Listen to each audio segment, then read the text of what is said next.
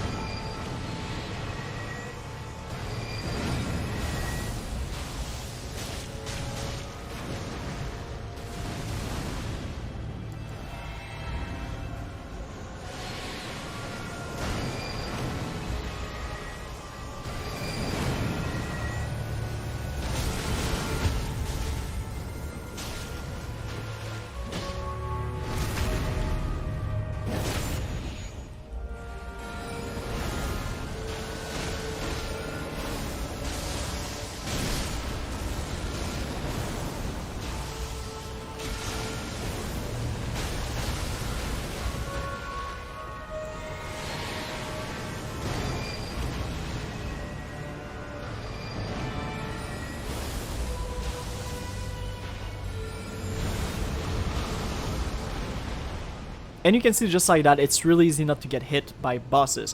However, if you are scared about dying and whatnot, you can always put some point into Vigor. It cannot hurt you, it's just going to take a little bit longer to reach the 60 int cap that I like. Now, I'm going to talk a bit of soft cap. This is more for those who know RPG ins and out. If you're just looking for a build for fun, you can skip to the next chapter. Soft caps in Souls games are basically meaning that at some point you can put levels into a certain attribute, and at some point it's gonna give diminishing returns. Basically, if you go over 80 points in any stats, it's gonna start giving up diminishing returns. 80 is the soft cap I found and I've read about. I've heard people say 60. In the previous Souls game it was 60, but I'm gonna assume 80 just because in this game it's pretty easy to farm, and I don't know exactly what the level is going to be for the PvP meta, so we'll come to that when it comes to that, right?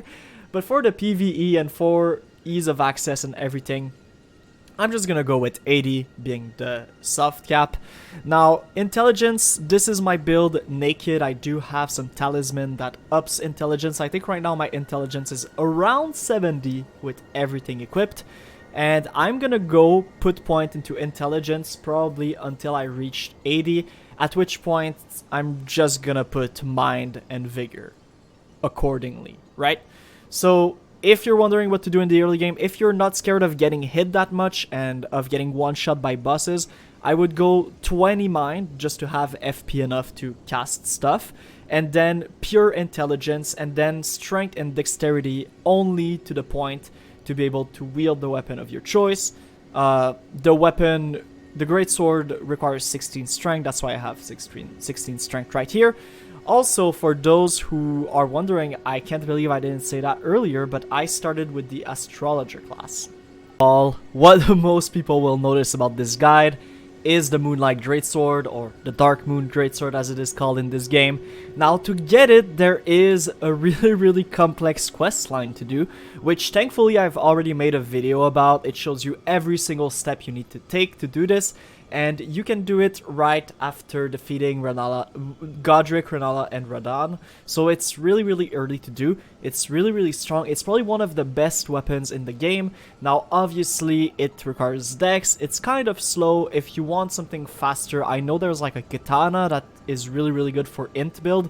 You can search that, but for my build specifically, I'm going to go with the Moonlight Greatsword. Now, why is that? Well, in every Souls games, I really like the Moonlight Greatsword, but there is a little bit more to go. Now, you can see it is at +9. I think this one goes to +10. It scales with intellect a lot. You can see I have 237 additional damage from my intellect. Now, the really good part about this, and about this build in general, is the Frost build-up. So I'm going to talk about Frost first and foremost. But if you wonder how to get the Moonlight Greatsword, I'm gonna link a thing probably like right up there or on this side, I don't know yet. And you can just click on that and it's gonna take you through every single step you need to do to get the Greatsword. It's really easy, and anybody can do it with a sorcerer build because the game is really easy whenever you do that. So, Frost build up. In this game, they kind of changed Frost a tiny bit, right? In the previous Souls games, it would be that Frost buildup would kind of act like a bleed, right? It would take away a few percentages of the max health of the boss, as well as reduce the stamina regeneration. Now, obviously, against AI bosses, it's not really that important to stop the stamina endurance regeneration because they have a fixed moveset. It's not going to make them act any slower. And if it does, I haven't noticed, but it's just another good point. So in this game, what they did is that it actually reduces the damage absorption from the bosses. And you can clearly see that whenever you test on enemies. It's going to add like another 20%-ish of damage to do. So you really want to proc Frost build up. So this guide and this build is kind of axed towards Frost damage and then blasting with big spells, right? And this is going to be a common theme in this play. So the Darkmoon Greatsword is really good. Obviously, it's a solid melee option, but what about the range? Well, for my range equipment, I am using the Carian Regal Scepter. So this scepter is dropped by Renala, Queen of the Full Moon. Actually, it's the remembrance of the Queen of the Full Moon, and you can go back to the round table and trade it in for the Carian Regal Scepter. The only problem with this scepter, because I've tried a lot of the scepters in the game, even though I don't have all of them right here, I've looked at them, don't worry, I know there are some that uses FP to move faster or to deal additional damage, but overall I think like this one is pretty much where I want it to be. The only single problem is that, as you know, there is the Smithing Stone and the Somber Smithing Stone to upgrade the equipment, and this one and Darkmoon Greatsword uses the Somber Smithing Stone. Therefore, You might not be able to upgrade them as fast. I would consider upgrading the Darkmoon Greatsword before the Carrion Regal Scepter, but that's pretty much however you want it to be. It scales with int at an S, and it boosts Full Moon Sorcery. We're going to talk about that later on when I talk about the spells I'm using, because I am using one of those because it deals incredible damage. But just because of its scaling and because of how rounded it is, I feel like this one is really good. Little disclaimer, you need 60 int to use it. As we saw with the stat distribution earlier, it's not really a problem for us, but this is just a slight heads up that before you get it, you might want to invest in int hardly. That does it for the weapons. I'm gonna go to the armor next. So in Elden Ring, for the armor, I almost have to do it in 3 parts. The first part is going to be for the lower armor. The second part is going to be for the headgear, which gives different bonuses depending on which one you use. And for the last part, I'm gonna talk about my talisman, which one I'm using, and where to get them. So the first part is going to be about what equipment I'm using, and honestly, look, I think the Snow Witch robes looks really cool. It can be found at the Rani Rise Tower during the Rani side quest. It's pretty good. I've talked about it during the Greatsword bit, and I have a full video on how to get there. So you can go check that, it's going to be linked. But you can just as easily wear anything else, right? The only single thing I will recommend is not to exceed high load. But I could look like this, my dude, and I would not care. The only thing that's important, right, is the headgear. You could be naked and have the headgear and you would be just as good off. Now, obviously, some armors are going to be better off for some bosses. You can see like physical negation, right, is really good. Magical negation, fire negation, lightning and holy, boost in immunity, robustness, focus, vitality, poise, whatever. These are all really important. And if you're struggling on a boss, changing your armor to befit the boss itself is probably the best. He does a lot of fire. He does a lot of fire and physical damage from what I saw. So we're going to look for fire resist, right? The headgear, however, is a totally different story. So most of them will have really good benefits. And I'm going to talk about the ones I used the most during the early game, and the one I'm gonna use for probably the rest of the game. So the first one I'll say was really good to me was the Queen's Crescent Crown. You can get this after defeating Renala by talking to the Finger Reader and buying it off of her at the Round Table Hold right after you defeated the boss. Now this one, as you can see on the far side right here, increases intelligence by 3.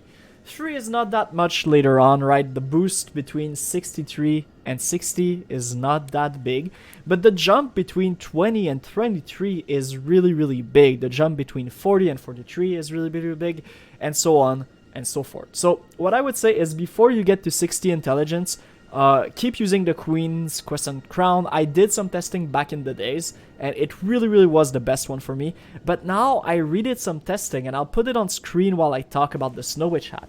But the Frostbite mixed with how strong and how much intelligence I have right now, and how close I am to the soft cap, just makes it so that the strength of the cold sorcery is just a lot better for me as a playstyle and as a everything damage related. It's much better for me than the Queen's Crescent Crown. It's also better for me with the Darkmoon Greatsword, which also does frost damage. So overall, I say the Snow Witch hat, once you get to 60 int and you don't need the hat to reach a certain cap, is going to be the best part of the build. Finally, here is the part about the talisman. The first one I'm using is a Stargazer Heirloom. It gives 5 intelligence. So far, it's probably one of the best for the intelligence builds I found so far. It is found at the top of the Tower of Liurnia of the Lake. Now, to get there, you need to complete a bit of the Rani side quest first and foremost. She's going to give you the inverted statue or something like that. I don't remember the name. Now, when you have this statue, you can go to the Carrion Study Hall, place the statue on the pedestal, and you will be able to proceed through most of the tower. It's going to be somewhat difficult and it's going to be very hard to navigate, but once you get to the end, it will allow you to reach the Tower of Liurnia of the Lake, and at the top of this tower that you should use to awaken the rune, you will find the Stargazer heirloom. Now the second one I'm using is called the Graven's Cool Talisman. It raises the potency of sorcery, I think, by like 4%, but I know there's a +2 version or something like that that raises it by 8%, so whenever you find that one, obviously switch it around or add it to your stuff, but this is, without explanation, a must-have for most people going sorcery builds. Now this one is kind of hard to find. First and foremost, it is going to be right before the fight with the Red Wolf of Radagon in the Liurnia of the Lake castle. If you've already done that fight and you're looking at this build afterwards, just go back to the fight room. It's going to be called the Debate Parlor, and you can just head there. It's going to be in a hidden room. If not, I'll show you exactly how to get there. There is a small room with a bunch of pots. Destroy them all and you will find it sitting right there, yours for the taking.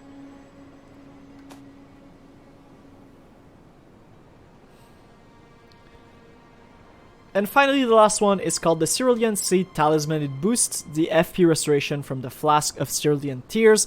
It's not the best, but it is pretty much really good. The other one I would give is Marika's Carsteel, which raises the intelligence by 3, but it also increases your damage taken. And since you're really frail, I don't really want to take more damage than I need to, because I don't really want to invest in vigor. So this one is actually pretty easy to get, right? You're gonna find it alongside the Stargazer heirloom. It is at the beginning of the Karen study hall, so just head there and you'll find it on the... So let's finally get into the meat of the subject, the sorceries, the thing everybody has been talking about, the strong ones, the weak ones, which one I'm using, why I'm using them, and where to find them. So I'm gonna go over where to find them in a different section afterwards because it is quite long. I'm just gonna show you how the character plays first and foremost, and you can decide for yourself if you like them. The meat and potato of this build is going to be Glintstone Ice Rack. Now this is basically Glintstone Pebble. It goes really fast. The one additional thing it has going for it is that it triggers Frostbite. As you can see here, big boom damage, and now it's Frostbitten. Now, whenever the enemy is frostbitten, you have the choice of using a bunch of sorceries like this one, and then boom, you're just gonna deal an insane amount of damage to it for the whole duration of its frostbite. And that's really, really the best part of the build. It's Glintstone Ice Rag. It is really, really strong. Now, if you want a little bit more range, but still having something that's quite fast, Glintstone Star is for you. It does a little bit of less damage, but it is quite much rangey-like, and it goes really, really fast. Another option would be Rock Sling. You can find this super easily at the beginning of the game, and it never really falls off. It does about the same damage. The arc at which it travels is much more large, therefore it can be blocked if there's anything on the way. Another one of the really good sorceries is called Loretta's Great Bow. It is basically the big engager. You can do this from super far away. It takes a long time to ramp up, but once you let it go, it just seeks your target and deals an incredible amount of damage. Now there is one last spell I'm gonna talk about, and this is Ranni's Darkmoon. Now this one is pretty hard to find, and I'll talk about it when I talk about where to find these, but just look at how awesome it looks, okay?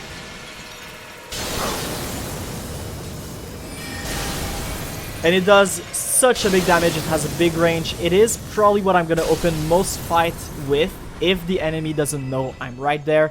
And it is really strong. Like, you can see the range is actually insane, and it ramps up its in speed, and it seeks the target no matter where it goes.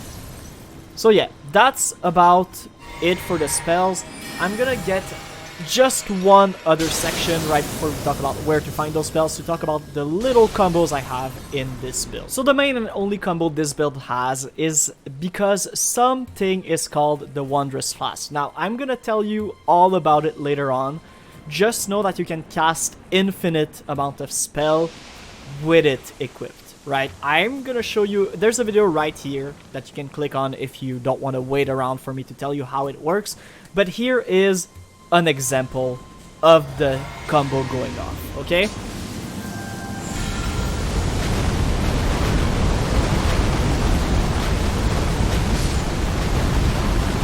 And you can see my FP not going down at all. In a little while, it is going to start going down, like you can see. And that is the combo. There is another version of this combo which I'm going to show right now. Now, this is the other version of the combo. And basically, it's the same team, but with Comet Azure this time around. And you can just look at how long I can keep this thing on. It's actually insane. The range is good, the damage is insane, and that's the two combos I'm using. Now, this only works if the bosses don't move all that much, and they're gonna focus your summons. Now, you can summon your thing and then focus the bosses. There's a bunch of clips out there. I'm gonna show a clip right now, because why not?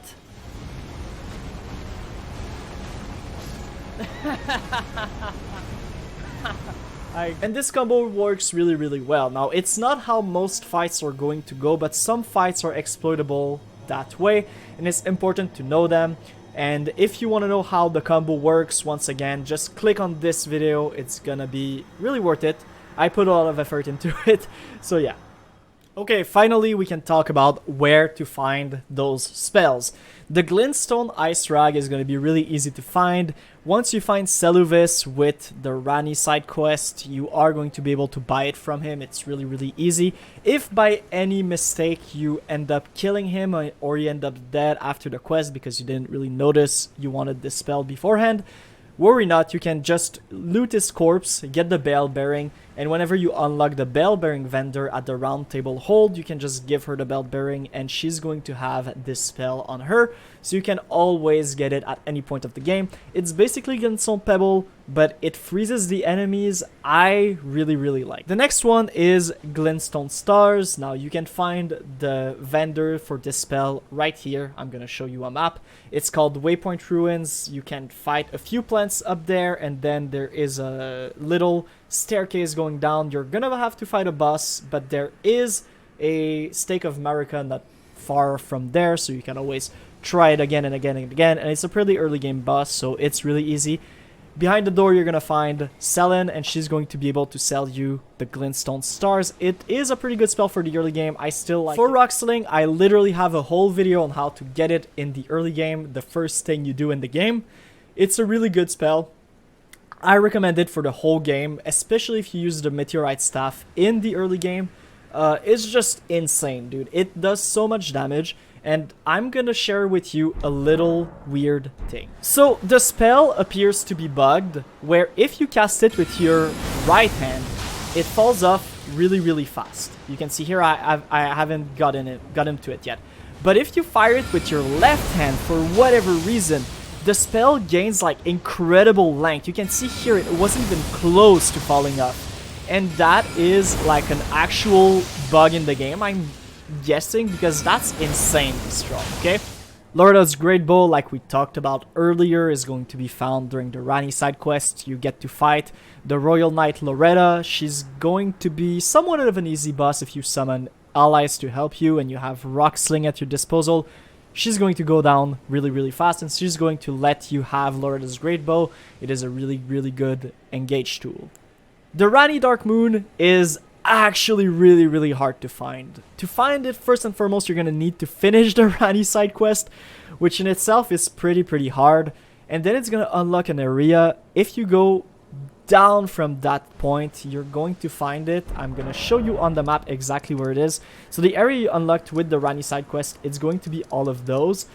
But if you go downwards, you're going to find the Chelona's Rise. It is really hard to unlock. I'm gonna show you like a clip and then maybe a video up there or whatever to see how you can unlock it. You basically have to kill turtles all over the place, but they're really hard to find. But once you get them, you're gonna unlock this spell. Now, is it worth it for you? The spell is cool. I don't really use it all that often, I'm gonna be honest. Only when I know I can get it off, which is not gonna be that often in those kind of fight. But it is pretty cool to have. Now the two other spells I'm gonna use for the combos mostly is Meteorite. Now this one can be found in the Evergoal next to the Loretta fight. It's right here, right? So the Loretta fight, you can get out and then just slowly walk towards it. You're gonna have a waypoint right here, and you can beat the Royal Grave Evergoal, and it's gonna give you the Meteorite. The boss is fairly easy. You should be able to beat it at any time. I'm gonna put a video of me beating it probably up on the screen.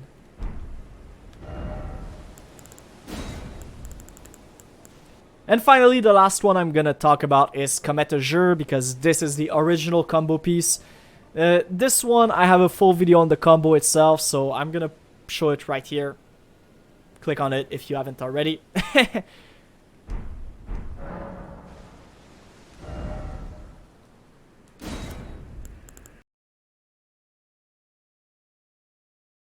The last one I'm gonna talk about is Comet Azure. Now, obviously, this one is really hard to find, but it is the original combo piece. Is it worth to have it? Yes and no. It's not the best spell in the game. You can only get it off if the boss stays into place for a very large amount of time, but it can be incredibly fun to use. It is located at a weird place. I'm gonna show you on the map, but I do have a video that's gonna be on the screen right now to show you. And you can basically find it at Primeval Sorcerer Azure. Whenever you're gonna get to here, which I'm gonna show you right now, you're gonna talk to the little stone person, and he's going to give you the spell. Well, he's not really gonna talk at all, but you're gonna find this guy right here, and he's gonna give you the spell. If you're wondering how to get there and you're still in the early game, I have a full video up on it. It's going to be up on the screen and down in the description below, like all the videos I talked about in this video. The final part of this build is going to talk about the summons. Now, the summons are a big reason why the sorcerer are so strong in this game. You can just pop them down. They're gonna take aggro for hours and hours and hours of the game. The boss are gonna have trouble killing them if they're good summons, and you're gonna be able to just destroy them and pure blast all of your energy onto their poor, miserable souls. The first summon I got that really enticed me were the Skeletal Militiaman Ashes. This Ashes summons 2 skeletons. The really good thing about skeletons is that when they die, they just respawn, unless the boss does like a big AoE to kill them. The one thing that I haven't really found is any component to upgrade them. So sadly, right now, they are stuck at Skeletal +1. The other one I used were the Night Maiden and Sword Stress Puppet. Now, the component to upgrade those guys is slightly different, but they are essentially the same thing. There's 2 of them, and they are fairly tanky. So, depending on the fights, if I see that the boss is going to be able to kill the Night Maiden and the Sword Stress really fast, and it doesn't do that much AoE, I'm gonna equip the Skeletal Militiaman no matter what, because by respawning, they're gonna take aggro off of the boss every now and then, and that's all I need. However, because I have been able to find many more Ghost Clawworts, they are at +8, while the Skeletal Militiamen are stuck at +1, because for some reason I have not found any Grave Glowworts. I might want to farm them, but I really haven't found any. The bottom line is they both require different upgrades material, so you can keep them at approximately the same level if you're lucky. If you're unlucky like me, just use whichever one is the strongest. I am going to say the Skeletal Militiaman can be really OP, overpowered, because as they respawn, they're gonna take aggro off of the boss, and that's essentially all you need. Now, for those wondering about said combo, there is something in the game called Mix of Wondrous Physics. You're gonna get this when you rest at a certain church. I'm gonna put it on screen right now, and what this does is it allows you to choose a few certain attribute you're gonna increase for a short amount of time, and whenever you use this one-time potion, you're gonna increase said attributes. But they have many different usage, and you can find stuff to strengthen it. So The two I have equipped right now is the Intelligence Nut Crystal tier, which is going to be found whenever you use the Flask of Mystical Physics first off, and the second one, and this one increases intelligence by like 10. The second one I'm going to use is the Cerulean Hidden Tier. Now, this is going to be on the screen how to get it. It's a boss that drops it. But what it does is it eliminates all FP consumption for about 10 seconds. That means that any spells that has some kind of FP consumption that triggers, like, it's going to keep going until you have no more FP, will go on forever as long as the flask holds for about 10 seconds-ish. That means some spells like Cometageur and some spells like Meteorite are all going to work with this combo. This is how many people do it. This is how I do it. It's really, really strong. It's a one-time use per rest. I'm going to show on screen a little bit of how to get it, but be sure to check out the videos linked below and staring at your face on the screen right now if you are wondering how to get it, because it is a really strong combo and a really fun one at that you can get at the same time as beating Renala and Rodon. For the Great Runes, I'm using Godric's Great Rune. I never really use rune arcs in any shape or form, so the Great Rune don't really matter to me. If you didn't know, the Great Rune doesn't really do anything unless you use the rune arc, and I just haven't found the reason to use any of them so far. But that's gonna do it for this guide, for this build, pretty much. I hope it helped you. I hope you know a little bit more where you're going with this. You're gonna notice I am using the sword on the right hand and the staff on the left one. This is because of the bug with the Meteorite that goes much, much further if you use the spell from the left hand. For some reason it works this way. And that's pretty much all there is to it. I hope you had a good one.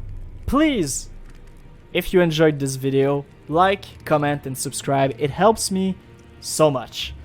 With that being said, I'll see you guys next time for some more Elden Ring. I hope you love the Sorcerer, I hope you love the Mage, and keep going with your magic user's character.